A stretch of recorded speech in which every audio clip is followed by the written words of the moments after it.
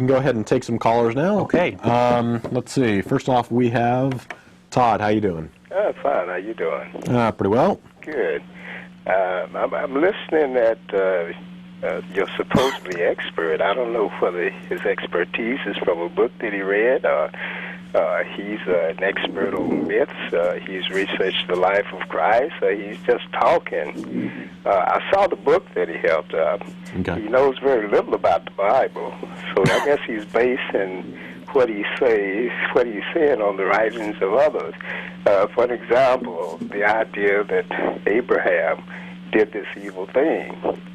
If he had read the Bible, then he would be assured that Abraham followed God's advice, and he would have, but God did not allow him to. And God was testing his faith. Okay. No. The point I was making is that he would have gone through with it. Yeah. He wasn't saying, "Oh, I'm going to deceive this God and not kill my kid, who I love very much." That wasn't the point. The point was that he loved God more than his child. That was the whole point of the story. Yes, but no, the whole point of the story is that, as Abraham said, that he trusted in God, and he knew that if he had slain his son, that God, who gave life at the beginning, could raise him back. But God, after testing him, didn't feel it was necessary. He provided a sacrifice, and so that makes it all better. So that makes it better? Sure it does. He didn't kill his son like you alleged.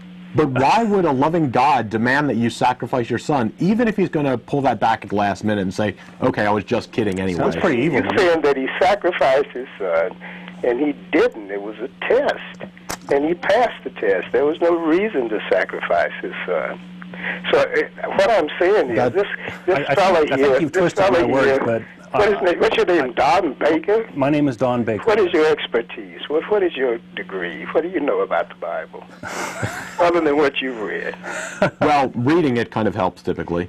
Yeah, but I mean, apparently he hasn't read the Bible, because I've read the sections of the Bible that are quoted. First of all, do you debate anything? That the life of Christ is a myth when it's a historical fact. Okay, what evidence do you have of this fact? What evidence do you have of this fact? Historically, it's mentioned in Josephus. Yeah, which is a fraud. Wait a minute. You asked me a question. Let me answer your question. Okay, and point by point, Josephus is one passage in the writings that it's just kind of stuck in amongst other things that he was writing. It doesn't really flow. It doesn't fit. It's written in a different way, and pretty much every historical scholar, biblical scholar, has said that it's a forgery. It was put in there much later. People lie. You know, there were 500 people that saw Jesus. Okay, what evidence do we have of these 500 people? Wait a minute. You asked me a question. Okay, so what is the evidence of these 500 people?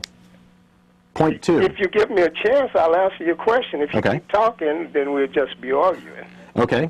Well, go on. After Christ was resurrected, there were 500 people that saw him at once. Okay. And there were a lot of them living during the time of Paul. Paul even saw him. Okay, but no. Wait a second. You said 500 people saw him. Yes. What evidence do we have of that? Other than it written here. Yes. What evidence do we have?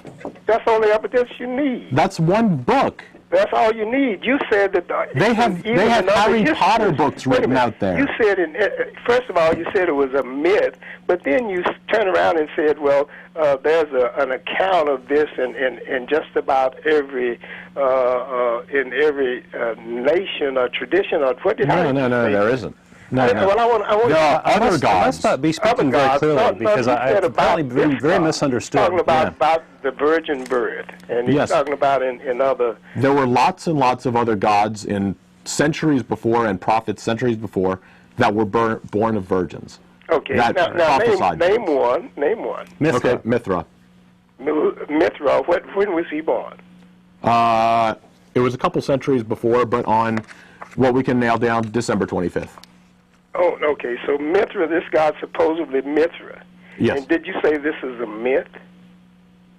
Well, I believe that's a myth too, but apparently everybody else does too. Nobody worships Mithra anymore. Yeah, but Mithra. Well, I've never heard of Mithra other than probably in some book, God-denying book like you've read. Yeah, if you do some searches, they come up with people go information around on it. digging in holes and things, and they come up with all of these false gods. Mithra may have been a god. So And- what evidence do you have that your God is not a false one, just like Mithra? I've just told you, because he's living today. He was resurrected and seen of about 500 He's people. not making the news anywhere.